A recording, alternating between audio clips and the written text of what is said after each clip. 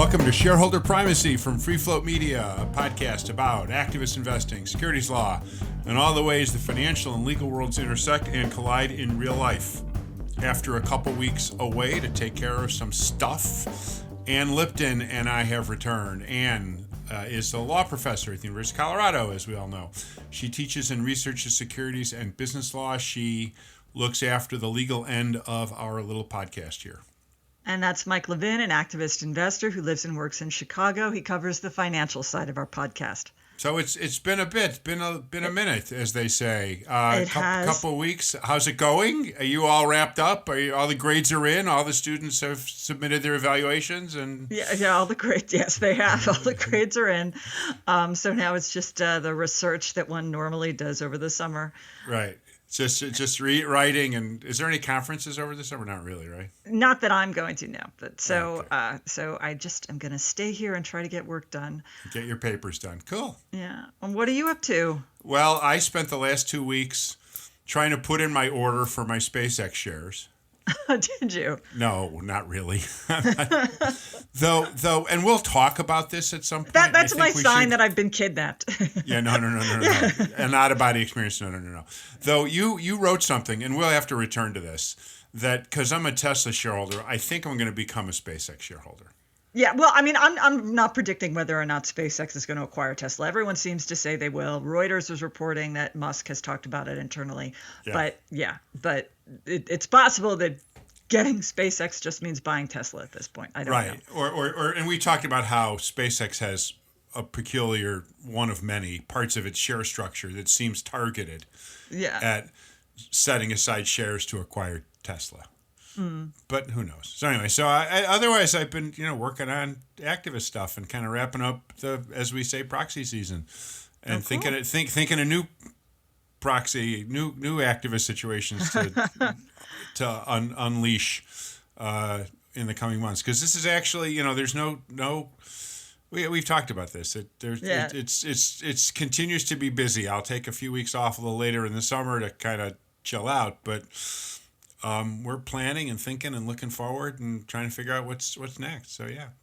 Oh, that's great. Yeah. Anyway, but that's not for today. We're not even going to talk about SpaceX or Elon Musk today. Maybe not much. No. Maybe I don't think he gets involved in close-end funds, though. Yeah, but we'll see. Right. But that's the subject. As it turns out, everything comes back to Musk. Yes, it does. Right. See. Exactly. So let's talk about closed-end funds.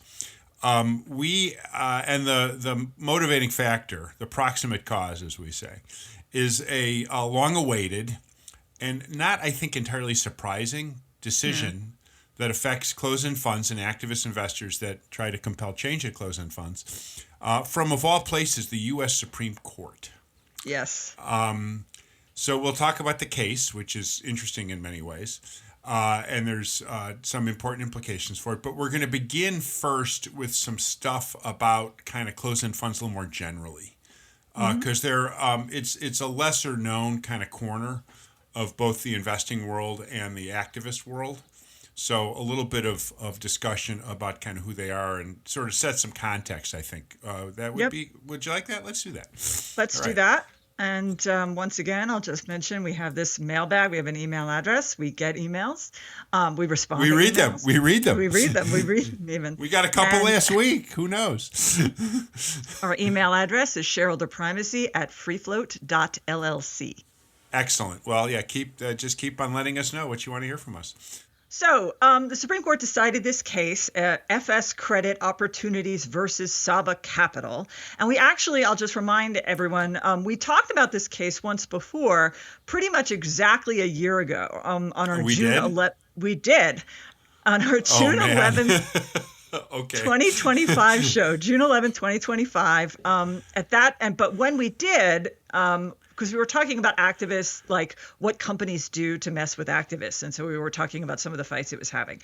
But at that point, this particular case, the Supreme Court was still deciding whether it was even going to hear it. Well, they did decide to hear it, and they heard it, and we just got a decision. So it was argued sometime over the winter. Yeah. I think December. And they sent out their opinion last week. Yeah.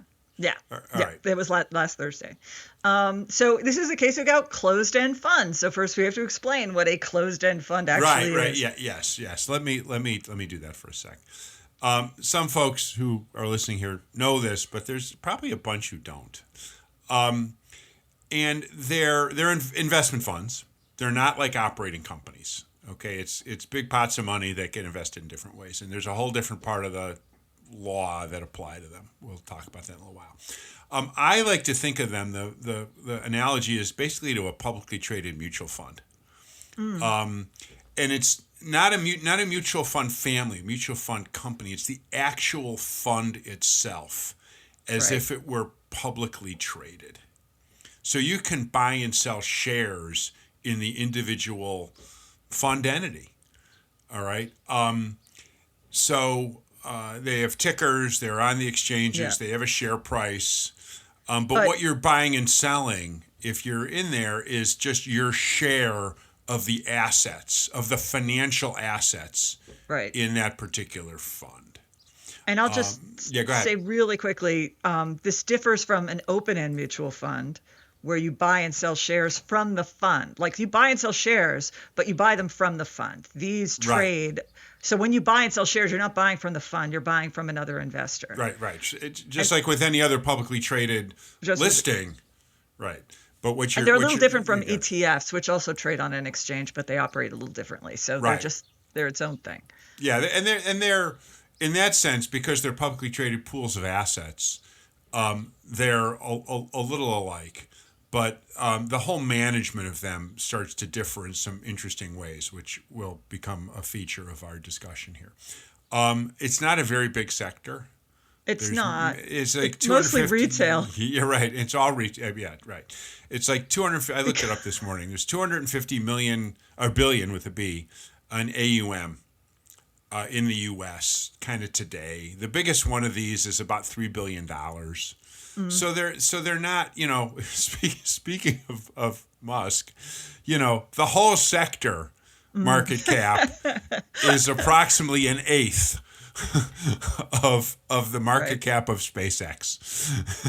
So, but it's all financial assets. So that's what's kind of interesting. And they're run largely by like big asset managers. So BlackRock has a whole group of these. I don't think Vanguard has many, but Nuveen has a bunch. There's a whole bunch of fund families that set up, it's as if they decided to set up a mutual fund, but allowed people to buy and trade the shares of the fund on a market. Instead of having people buy and sell from the fund directly, like in an open fund. Right, and to redeem the shares, you just, if you want it, you just got to go on a market, enter the ticker, and you go buy them.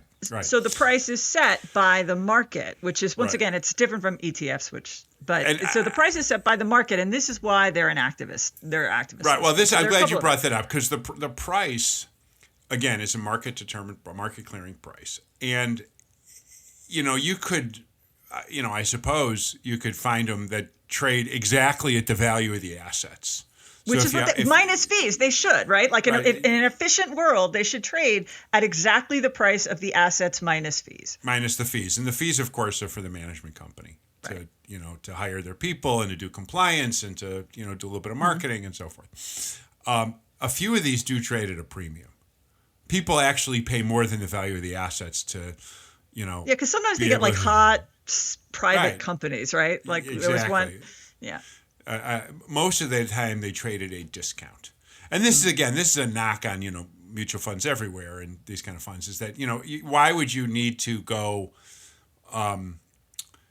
buy the fund? You could just, the assets are known. They know you can look up exactly how many shares they have of one or another publicly traded company. Sometimes you can't get access to some of the private entities that are in this, but most of the time it's collections of publicly traded equities, at least the ones we're looking at. Sometimes there's debt instruments in there. There's a whole range of things you can put in a closed-end fund. And they'll trade at a discount to the value of the assets. And sometimes so people think the fund is worth less than what it's actually holding. And what you're paying for is sort of the convenience or the management acumen. There's a lot of dividend plays here that it's basically a way to get access to a collection of dividend-paying assets. Okay. Anyway, so there's do you own a I don't own it. Do you own closed-end funds? I've never bought a closed-end fund. No, I never bought one before. Because they trade at a discount. Right, yeah. Because they're worth less than what they're holding. Right, okay. So, and there's an argument, should these even exist? Are these even like a rational way to invest money? And let's just say academics, many think no, because they trade at a discount. And I don't think so either. Anyway, so that discount, which, sometimes it's, 3, 4, 5%. Sometimes it's, really does account for the fees. Sometimes it gets really low, 10, 15, 20%. Okay. And that attracts activism, attracts opportunists, okay, who are essentially the play for them is to sometimes try to improve management. Try to, tell the fund to, you got to swap out a manager. That's hard if it's, the manager's like BlackRock or something. Okay. But most of the time they're basically saying, we're going to change out some of the board. Again, it's just like they have boards, or trustees or whatever. They have leadership. They may be formed as an actual corporation, so they have like a corporate structure. The ones we're trying to talk about are right. And the play would be you have X amount of time. You got a year to close the discount to try to manage this better, cut your fees, improve the investment performance, whatever, and get that discount, down from 10%, from 20% down to 5% or something like that. Because, that means when the discount goes down, the price is going up. And it's the value of the publicly traded, the price of the equity is you're getting closer to what the value of the assets are. Okay. So that's the play. And there's various tactics that, you could try to do to try to close that discount if you're the management company. But anyway, so that's kind of the core of the activism. Okay. There's, just like it's not a very big sector in the whole, realm of investments, there's not a whole lot of activists that do this. I know a couple. We'll talk about the biggie, which is Saba. Right, that's run by a guy, run by Boaz Weinstein, who's a fairly notable Wall Streeter, really good guy. I mean, just very aggressive. I have a friend of mine named Phil Goldstein, who runs a fund called Bulldog. Which just in itself is a great name for an activist fund. And Phil's got a wonderful story himself. He was, I don't know if you know this guy. He was started life as an engineer with the MTA in New York City. Okay, wow. And he retired, and he took his retirement money and he started investing it wisely. And now he's got like 9 figures under management. So he's got a whole second career. Phil's a great guy. Anyway, he does closed-end fund activism too. And again, it's not for everybody. You got to understand, as we're about to see, a lot of nuance in how the law works and how the discounts work and how the funds are structured. So it's a little more of a specialty relative to the kind of stuff I do. I've never done it. Not only do I not invest in closed-end funds, I've never done a closed-end fund activist project. I mean, a lot of the time it's... Yeah, go ahead. Yeah, I mean, they close the discount. I think, don't some of them they just want to liquidate the... they go for liquidating the whole fund. Exactly. That's not a because whole if lot. If you sell the assets for more than the share price is worth, then that's beneficial. Right. And that's not so dissimilar to an M&A activist project. Yeah, but for breaking up a company. Yeah, you got to sell it or something. Exactly. So that's kind of it. A couple other kind of quick comments about them, because they're investment companies and not like ordinary industrial or business entities or whatever. They're not subject to the universal proxy rule. So any of this activism, if you're, and again, there's a lot of it where you're trying to threaten to change out trustees or directors, you don't benefit from universal proxy. So that's, and there's a couple other things along those lines, but the solicitation and so forth and the actual activist tactics are a little more specialized. And because they're retail shareholders who are holding the funds, they're harder to reach. I mean, the whole point, like, you're not going to get control until you have board seats and you don't have universal proxy. That's right. So, and then because they're, investment companies and so forth, they tend to be domiciled not necessarily in Delaware. Yeah. But in other places, Maryland, just like with REITs, I think we've talked about this. Maryland's a very popular place to domicile these kind of entities. And Maryland is famously investor hostile in its corporate code. And also Massachusetts, right? Because that's the thing that like these states, their business and chartering is in these funds, not Delaware, where it's like general different kinds of companies, which means they can afford to set up a kind of law that's really protective of boards and really hostile to activism in a way that Delaware can't, because Delaware, since it's catering to a lot of different kinds of companies, it can't really put its thumb on the scale that way, or that far. But Maryland and Massachusetts much more hostile to activists. And in the case here involving FS Credit or whatever, which is the fund that in this case Saba Boaz Weinstein sued. I think they're Maryland. I thought they were Maryland. There was Maryland. Yeah. Okay. So that's kind of the context for this case. And Saba does several of these a year. I mean, there's many hundreds of closed-end funds with lots of rich discounts to try to go after. So Saba has made a bit of a specialty of trying to do that. They made a bunch of money doing it, closing discounts and winding up funds and so forth, and they're kind of feared here. Mm-hmm. So anyway, so maybe this is a good time to talk a little bit about the case. Yeah. So, I mean, what these funds are doing is they adopt takeover defenses. And these are very similar to the kinds of takeover defenses that you would see in any other ordinary corporation. They're just but sometimes they go much further than what an ordinary corporation could do, because an ordinary corporation, which is likely organized in Delaware, I mean, it's pretty board friendly, but there are limits to how far a board can go to fend off a proxy contest. So, however, Saba has tried this when it's, the way this would work in an ordinary corporation is you would sue for breach of fiduciary duty, that the board is, entrenching itself to the point where you can't dislodge them, and that's a violation of fiduciary duty. And sometimes that's somewhat successful in Delaware. But in Maryland and Massachusetts, where Saba has tried that, they have had less success in arguing that the takeover defenses are a violation of fiduciary duty. So instead, what they've done is they've turned to another argument, that because these funds they're investment companies, they're regulated under federal law, and in particular, the Investment Company Act of 1940. And that statute has some certain hard limits on fund structure. So Saba's been arguing that the fund takeover defenses, at least some of them, violate the limits on fund structure that are set out in the Investment Company Act, the ICA. Oh, interesting.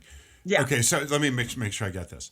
So, because again, I'm not a closed-end fund investor, so normally they would all be organized and in these two states, Massachusetts and Maryland, and there's lots of very strong takeover defenses.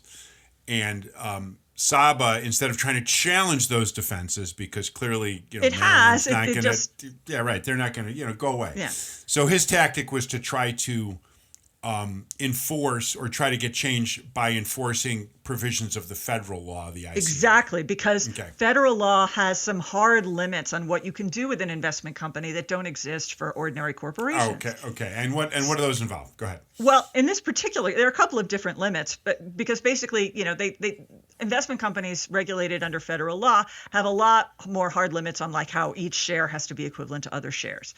So in this particular case, the one that went to the Supreme Court, we're dealing with Maryland's control share acquisition statute. Now, a lot of states have these. The issue is just how it applies in the context of an investment company. So a lot of states have a control share acquisition statute. And a control share acquisition statute says if someone acquires more than a specified percentage of shares, they aren't allowed to vote the excess unless the remaining shareholders vote to allow them to do so. So you can buy as many shares as you like, and you have the economic exposure of as many shares as you like. But in a control share acquisition situation, after some threshold percentage, you can't vote your shares unless all the other shareholders vote to allow you to do that. So unanimous approval. No, well, it depends. In Maryland, it's by 2/3. Fine. Okay. So these funds, they were incorporated in Maryland, and Maryland's statute is really draconian. The fund has to opt in by passing a bylaw. We take advantage of the closed-end of the control share acquisition statute, which they did. when they pass that bylaw, then if you get more than 10% of the shares, you can't vote anything over 10% unless the remaining shares, which again are retail, they're hard to corral, vote by 2/3 to let you. So these funds opted into the control share acquisition statute. And the problem is, and this is the argument that Saba made, is that this statute is potentially illegal under the Investment Company Act as applied to funds, not as applied to ordinary companies, because the Investment Company Act has a provision that says all shares have to have equal voting rights. So Saba's claim is that if you neutralize the shares that we hold over 10%, that violates the act, which requires all shares have the same voting rights. It violates federal law. Oh, interesting. Okay, so go ahead. Yeah. No, so what happens then is Saba decides that it wants to challenge these funds that have opted into this control share acquisition statute by passing bylaws. But it doesn't actually acquire more than 10%. Instead, Saba goes to court and argues, look, we don't know for sure if you're going to invalidate this statute. And if you're going to keep this statute in place, there is no point to us acquiring more than 10%. And we need to know before we invest our money in this in these companies whether or not this statute is enforceable. So it sues the funds under federal law, not Maryland corporate law, not Maryland fiduciary law. It sues under federal law, under the Investment Company Act, and argues that for a declaration that this control share provision is illegal, which would then free them up to buy more than 10%. More than 10%. Okay, and that's what gets kind of interesting here. And the Second Circuit, and the Second Circuit agrees with them. The Second Circuit says, "Yep, we that's agree right. with you. Invalid. This violate these. We're gonna, we will, rescind the bylaw, whatever. They can't take advantage of the control share acquisition statute, and that's what goes to the Supreme Court. All right, but when it goes to the goes to the Supreme Court.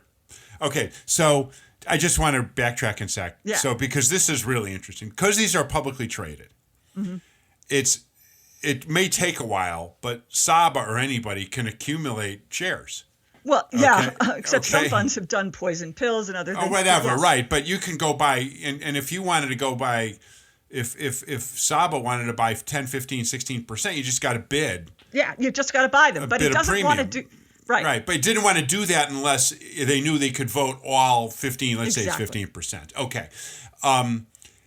They're never going to get to the 2/3 to invalidate this, but they wanted to be able to get enough of a stake where their votes could matter. Exactly. So they wanted to be able to get to 20% or something like that. Okay. It wouldn't be that difficult over a period of weeks or maybe a very small number of months to just accumulate or maybe buy blocks. Again, these are all retail shareholders. Right. Okay. So they wanted to be able to get enough so that they would have a significant influence over the voting outcome at the next shareholder meeting. Okay, but the problem is the state law that that in FS and a bunch of others had opted into said no. Anything more than 10% ain't going to count in the vote. So you're going to have all this economic. It's like the opposite of dual class shares, where you have a small economic interest and an outsized voting interest. Here you could have a huge economic interest and a much smaller voting interest. Exactly. Okay. And what I heard you say was that the Investment Company Act, or the idea was the Investment Company Act made these structures illegal because it wasn't one share, one vote. Exactly. And that's what the Second Circuit held. But then it goes to the Supreme Court. And when it gets to... Yeah, go ahead. Go to the Supreme Court. But when it gets to the Supreme Court, the issue is not whether this violates the Investment Company Act. That is not what the Supreme Court is deciding. What the Supreme Court is deciding is whether Saba specifically is allowed to sue under the Investment Company Act at all.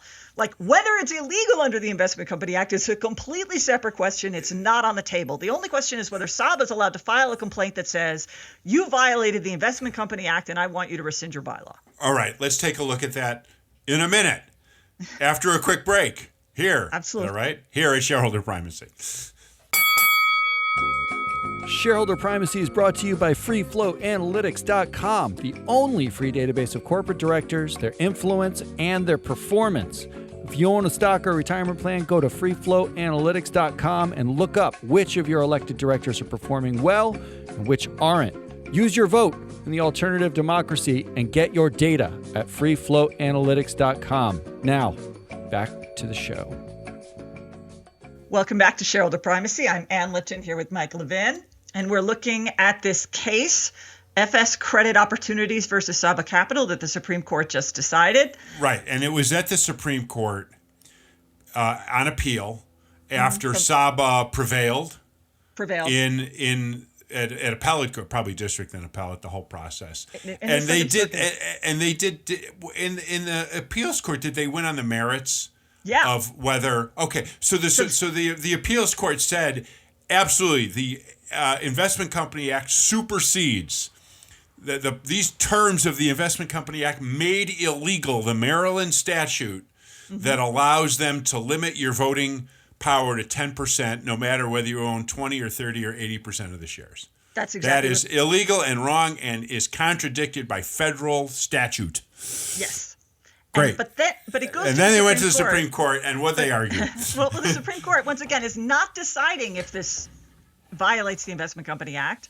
They're deciding whether Saba can sue under the Investment Company Act. Right. We will stipulate that for sure the SEC can. Anytime the SEC wants to, it can come in and say this violates federal law. The question is whether Saba, as not the SEC, is just a random investor. As a private party, private action. Yeah, right. And now we have to talk a little bit about the history here of this concept of whether a federal statute lets private parties sue. Okay. For many years, for a long time, the Supreme Court made it very easy for private plaintiffs like Saba to bring a lawsuit claiming that someone violated federal law. And starting in the 1970s, the Supreme Court took a different view. In the 70s, the Supreme Court started to say, no, just because someone violates federal law doesn't mean a private individual gets to sue. Usually, federal law is only enforced by the federal government. And the Supreme Court starts taking a new approach. Now it says we will only let private plaintiffs sue if the statute itself is clear that Congress intended to let private plaintiffs sue. Oh. If the statute doesn't make that clear, the law can be enforced only by the feds and not private plaintiffs. So it used to be like openly, like if the statute just prohibited someone and prohibited some act, and a private plaintiff said, you engaged in the prohibited act, and by the way, it hurt me, the Supreme Court was pretty much like, yeah, feel free to sue. But now the Supreme Court is saying no. If Congress wants a private plaintiff to be able to sue, Congress has to make that clear in the text of the statute. So the issue that gets to the Supreme Court is whether Saba, who doesn't even have 10%, they just maybe want to acquire 10%, does Saba get to sue under the Investment Company Act? So what does the ICA say here? Well, yeah, so you have to get to the actual text of the ICA. And this is where this conversation gets difficult because it's hard to talk about actual text without like putting it on a screen for my students. Difficult to comprehend. Not like you and I like have some sort of It's just trouble talking about it with each other. Okay, because you and I we get along pretty well. No, this is not like awkward. Like, oh no, I'm going to reveal the secrets of the ICA. No, it's just that it's explaining what the text says in this audio-only medium. So we're going to ask our followers here to kind of indulge us with a slight bit of patience as we help with the ICA. Google it. It's section 47 of the ICA. So if you want to go look at it, you can. But Saba argues there's a specific provision, section 47 of the ICA, that gives it the right to sue. And here's what that provision says. The provision concerns the validity of contracts, and it has two parts. The first part says, if a contract involves a violation of the Investment Company Act, it's unenforceable unless, and there's an exception, it would be more equitable to enforce the contract, and the contract can be enforced without undermining the act itself. But basically it says contracts that involve a violation of the ICA are unenforceable most of the time. That's the first part. Okay. The second part of the statute says, if the contract has already been performed, so it's not like someone's seeking to enforce the contract. The contract's already happened. You've done, everybody's acted under the contract. If it's already been performed, then the statute says a court may not deny rescission to a party unless, again, it would be inequitable to rescind the contract. Okay. So the statute deals with these two circumstances. Somebody seeking to enforce a contract that would involve a violation of the act, or someone seeking rescission, to rescind the contract that's already been performed. Right. That would violate the ICA. Now, this is not Saba suing to enforce the contract. That's the last thing they want to do. No, they right. want to rescind it. The Saba says this corporation adopted this control share acquisition bylaw, and I am seeking to rescind it on the ground that it violates the act. And remember, the act says a court may not deny rescission to a party if the contract violates the act, unless doing so would be inequitable. So again, the question isn't whether this provision violates the act. The question is whether the statute that says a court may not deny rescission to a party is something that Saba can sue over to get that rescission. Okay, I think I follow. Yeah, all okay. right. So that's what they argued. Okay, go ahead. That's what's before the Supreme Court, and the Supreme Court says no, no, this does not allow Saba to sue, and it is that second part was that second part does not allow Saba to sue, and without looking at the precise wording, without like holding it up, it's really difficult to convey just how wacky the reasoning was. Because anyone looking at the statute would say it seems really clear that the statute is two parts. A party can't be forced to comply with an unlawful contract. That's the first part of the statute. Right. And the second part is a party gets to rescind an unlawful contract that's already been performed. That's the second part. Two parts, mirror images. You can't be forced to comply with the contract that hasn't actually been performed, and you get to rescind the unlawful contract that's already been performed. So it seems like a fairly complete way to compel compliance. Right, with the act that these contracts, they are unenforceable in advance, and you can rescind them if they've already been performed. Okay. But the court decides, actually, that second part, the part about rescission, does not give Saba a freestanding right to sue. Instead, the court says, and I try to follow, which is hard to explain because it's so crazy. The court says rescinding a contract, it's a remedy. It's a remedy that the court grants when there's been some other legal wrong. And that remedy is undo the contract, restore everyone to their prior positions. Usually, says the Supreme Court, under state contract law, you cannot get rescission for a contract that's already been performed. It is not a remedy that's available in an ordinary contract under state law. And we have had this conversation before, and this is why I say Elon Musk keeps making these random appearances. Oh, yeah, okay. Remember, we talked about Elon Musk's pay package at the Delaware Supreme Court. Yes. Chancellor McCormick rescinded the pay, and the Delaware Supreme Court reversed. And the reason the court gave was you can't get rescission for a contract that's already been performed because you can't restore everyone to their original position. Right. So the Supreme Court says that's right. That's what state law usually says. It says that if you have a contract that is bad for some reason, you can't get rescission as a remedy after it's already been performed. It's not available.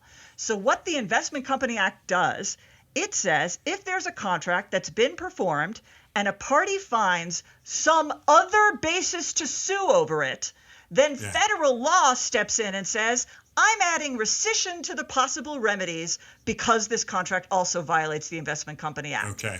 All the law does is change the usual rule. The usual rule is if you sue on a contract for some reason, like the contract that's already been performed, you can't get rescission. This act says, but if you sue on a contract for some random grounds and it's already been performed and it also violates the Investment Company Act, then what the act does is it gives you this extra remedy. Rescission gets added to the list of available remedies, which means you have to find a contract that violates two laws. Oh, both the federal and the state. Well, it violates the Investment Company Act, and then you have to have some other reason to sue over it, at which point the Investment Company Act says, oh, this is also a contract that violates federal law, we can rescind it. So you have to find a contract that's illegal for some other reason, like it was fraudulent, or it was a breach of fiduciary duty. Right, or it was against public policy, or whatever. Right, whatever that other grounds is to sue, and then you sue on the contract, and then the Investment Company Act comes in and says, oh, you get an extra remedy that you might not otherwise have had under state law. We will rescind the whole contract. And that's crazy. Why would you think Congress wanted this? The idea that Congress is like, yeah, this contract violates the Investment Company Act, but we don't care unless it also violates some other random state law that we don't know what it is. I mean, if you just say it out loud, it sounds like that can't possibly be what they held, but that's what they held. That's what it said in the opinion. So the SEC can still sue, but Saba can't sue under the act directly. It has to find some other reason this contract is bad, and then it gets rescission. And then that rescission remedy is available. All right. So importantly, I think it's fair to summarize that the Saba was right that the 10% threshold provisions in the Maryland statute, in fact, are contradicted by the ICA. That's certainly what the Second Circuit held. Right. Not so all the judges who have looked at this cases have agreed with them. Yes. Right. The Supreme Court didn't consider that case. They just considered whether Saba kind of had the standing to sue. Exactly. And said you can't be. And they said, look, if the SEC wants to go after FS, have at it. But we both know that the SEC is. Well, the SEC, not only that, like the government weighed in on FS's side that Saba can't sue. They did an amicus brief. Yeah, they filed it. Yeah, they did. Oh, no kidding. So, all right. So Saba either has to find another law that they broke. Well, that's the thing. That's actually. So this is how I understand it. Although I'm not sure I'm getting it right because the Supreme Court doesn't understand corporate law, and I don't know that they thought this far ahead. Yeah. But here's what I think Saba could do. Remember, Saba doesn't actually have 10%. It's suing in advance to get a court to rescind the bylaw. Right. So now we know it can't do that. But as I understand the court's opinion, I think if Saba did actually acquire more than 10%, then it would be able to sue. Because here's how I see it play out. Saba gets 15%, as you said. Yeah. Then there's a proxy contest, and it tries to vote all 15% of its shares. And at that point, the company says, we are not acknowledging the extra 5%. Right. We're gonna only count 10%. We can only count 2/3 of your shares. Right. And then Saba sues and under state corporate law, Maryland corporate law, and says, this fund is denying my right to vote my shares. That's ridiculous. You can't just ignore somebody's votes. Right. The fund is illegally refusing to let me vote my shares. And then the fund says, we don't have to let you vote your shares because we opted into this bylaw. Yeah, right. And that's when Saba says, that provision violates the Investment Company Act. Okay, got it. And you cannot deny my right to rescission. I'm not sure, but I think that might work. I can't be sure because the Supreme Court doesn't understand. You can be sure that Saba is a resourceful and aggressive and does not like to lose type of fund. That if they're listening, and they could be, I have friends of mine that represent them. They may be trying that. They might, but the whole point is they didn't want to buy the 10%. So I feel like this is the same dynamics of things like the advance notice bylaws that we've talked about. Yes, where it needs to be ripe. It's not. No, it's not. It's just that you don't want to get into the engagement to begin with unless you know that you're not going to have to comply with this stupid bylaw, and the fact that it's there and that you have to litigate it is another barrier. An obstacle. Yeah. Right. But I think if they acquire actually more than 10%, they can try again. So that's the first thing. Okay, go ahead. The second issue is, what does this mean for other securities law provisions? Because remember, we're here because the Supreme Court has, since the 1970s, said we're not going to just assume private parties can sue if someone randomly violates federal law. Instead, the law actually has to say private parties can sue. Otherwise, only the feds can sue. So the big issue here, and I've seen people comment on this, is Section 10B of the Exchange Act. Oh, that's the anti-fraud. That's the fraud. Right. The big anti-fraud provision. And it doesn't say anything about private parties suing. It just prohibits fraud. Courts have assumed since the early 40s that private parties can sue, but it doesn't actually say that. So is this at risk? Interesting. I don't think it actually is at risk. And there are a couple of reasons why, but the main one is this. In 1995, Congress passed the Private Securities Litigation Reform Act, the PSLRA. PSLRA, right. Right. It adopts a lot of new procedural provisions for how private securities fraud lawsuits and 10B lawsuits in particular proceed. Ever since that statute passed in 1995, the Supreme Court has held the PSLRA represents Congress ratifying the private right of action under 10B. It's not it's not implied anymore. Like once upon a time, courts just kind of assumed private plaintiffs could sue under 10B, but after Congress passed this whole structure of how private litigation should proceed, that was Congress saying yes, in fact they can sue. Okay. So it's not really like we're just implying that private right of action anymore. So that's the second thing. So that's not necessarily in the ICA, but it's in the PSLRA, which was that an amendment to the ICA? No, the PSLRA is completely different. It's a completely different. But it basically it was as if, for our purposes, it was as if the ICA permitted. Yeah. The 10B cases. Yeah. It's actually the investment company. Yeah, the PSLRA actually amends the Exchange Act. The 10B is part of the Exchange Act, which is but It's as if Congress had come along and said, oh, by the way, when private plaintiffs sue under the ICA, here are the rules they have to follow. That would be Congress suggesting that you can, in fact, sue under the ICA. Okay, cool. But that leads to thing 3, and this is what scares me. Okay. Remember, this entire case, whether Saba can sue, the whole issue was whether Saba can sue based on a provision that says contracts to violate the Investment Company Act are invalid. Where's the contract? What's the contract here? Oh, I was going to ask that. Is the contract bylaw. Is the bylaw? Oh, it's bylaw. Okay. These funds, by adopting a bylaw opting into Maryland's control share statute, formed a contract with fund shareholders. And in this case, everyone, both sides, Saba and everybody else agreed, this bylaw is a contract and therefore potentially subject to the statutory provisions that invalidate contracts to violate the act. That wasn't something the Supreme Court questioned. It was assumed a bylaw is a contract. It didn't even ask that question because all the parties agreed. But I don't think bylaws are contracts. And I think the reason Saba, by the way, shouldn't have been able to sue, I think as a policy matter they should have, but legally, the argument that I find persuasive is it's not a contract. It's not what the ICA had in mind. The ICA was thinking about actual contracts, like contracts between two parties where there's all the elements of contract that you learn in law school. Exactly, like where this has come up before is things like the fund has a contract with an investment advisor, those kinds of contracts, not bylaws. But in this case, everyone agreed that bylaws are contracts, and the case kind of proceeded on that basis. And here's why it's a problem.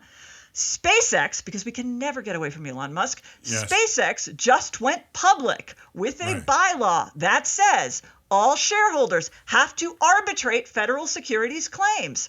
And someday, someone's going to challenge that bylaw. And when they do, the critical question is going to be whether bylaws are contracts, whether this was the equivalent of a contract to arbitrate.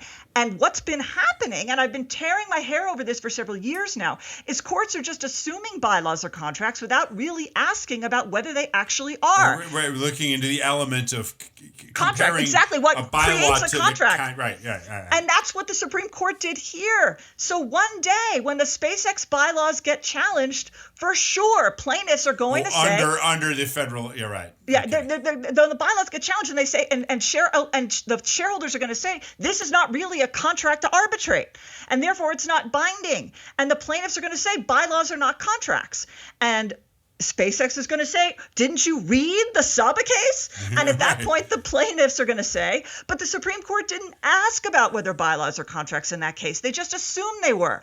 Right. But and that's a reasonable argument. But this keeps happening. Courts, especially federal courts, especially the ones that don't specialize in corporate law, they just assume bylaws are contracts without really thinking about it. And sooner or later, that's going to get so woven into the doctrine that it will be very hard to kick loose, even though the premise has never been really examined. And that's what really scares me. It's the aspect of this case that's a real threat to 10B actions, that this is going to be cited for arbitration bylaws or contracts, and therefore they're binding on all shareholders. Oh, so this is not merely of interest to like Boaz Weinstein and the 10 funds he wanted, or to all closed-end fund litigation, but this could have wide-ranging implications for all sorts of federal securities law litigation. Sadly, yes. Sadly, yes. Oh, no. Okay. Oh man! All right. Well, this is instructive. Wow. I hadn't quite focused on the deeper implications, but I'm glad at least somebody's thinking about it, namely you. I've been arguing that bylaws are not contracts for 10 time, years. And which is kind of fun because I've said before to like very naive shareholders, read the bylaws. It's kind of like your contract. Well, they're interpreted like so. One of the things that was said, like in the lower court decisions, by the way, I'll just mention this because courts do this all the time, is the court, like the lower court decisions say things like bylaws are contracts. And then they cite for that proposition a case that says we interpret bylaws like contracts. That's not the same thing at all. How you interpret something, it's like there are rules of construction. That's not the same thing. But anyway. Anyway, cool. All right, let's set this aside for now. Maybe move on to some other stuff. Yes. Cool. All righty, this is Shareholder Primacy, hosted by Ann Lipton and me, Mike Levin. I'm an independent activist investor and advisor to investors about their activist situations. Ann is professor of law and the Lawrence W. Demuth Chair of Business Law at the University of Colorado Law School. You can find me, Mike, at theactivistinvestor.com. You can find Ann at law.colorado.edu. Our podcast is produced and distributed by Free Float Media. Thanks for listening. We'll talk again soon.